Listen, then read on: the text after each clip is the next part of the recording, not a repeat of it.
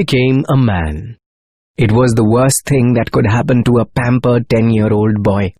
8 o'clock in the evening, storm raging outside, homework still undone, home all alone.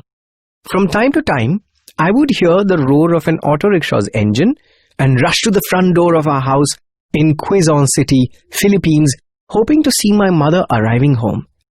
But it was always someone else's mum or dad. I liked to think of myself as a grown man, but fear was eating away at my bravado. The storm grew stronger. The lights went off. The clock struck 9. Then the phone rang. I swallowed my sobs and answered. It was Mum. Hello, Carlo? She began. I'm still... Where are you? I interrupted, fully aware that my nervousness was unbecoming for a grown-up. I'm here, in Glory's with your brother. I knew that Glory supermarket was only 5 minutes from our house. What time will you be home? I asked. Unless we get a ride, you shouldn't expect us anytime soon. Why don't you take an auto rickshaw home? The auto rickshaw drivers won't accept any passengers from here. Walk? Through that flood? I don't think so. That's why I called. I braced myself. Get your raincoat, hail an auto and fetch us. Stunned, I couldn't utter a word. My mother continued. Carlo, is that okay with you? Was it okay with me? Was she kidding? It was raining hard. It was dark and thunder roared every minute. Not that I was scared, but I was only 10. Who knew what danger awaited me out there in the dark? Sure, no problem, I replied. I put the phone down. I couldn't believe I had said yes. I wanted to call back to say I couldn't do it, but then I stopped. Do grown men shrink away from challenges? No, and I was a grown man. Right then I resolved to face the impossible challenge that lay before me. To commute to a department store 5 minutes from home. I put on my yellow raincoat and stepped out of the house. The chilly wind hit me in the face and the rain pounded me. Lightning streaked across the sky and thunder boomed. I was scared.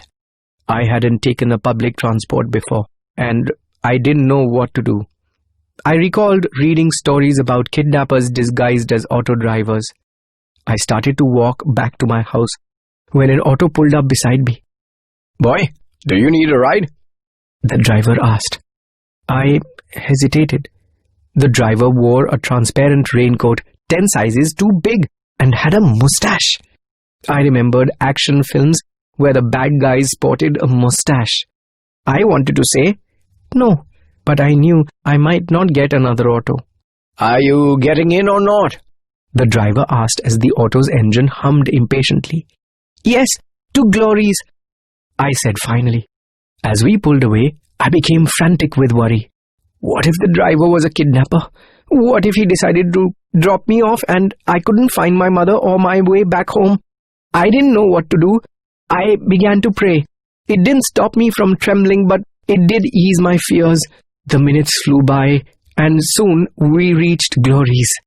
My mother saw me. She took my brother Paolo, who was 9, by her left hand and carried their umbrella in her right. They walked towards me. Wow, you're really a big boy now, taking an auto. My mother said with a smile. I would have preferred grown man to big boy, but still I glowed with pride. As we started to move, Paolo turned to me. Big brother, you were really brave today, he said. It was nothing, I said, smiling. Someday you'll do this too.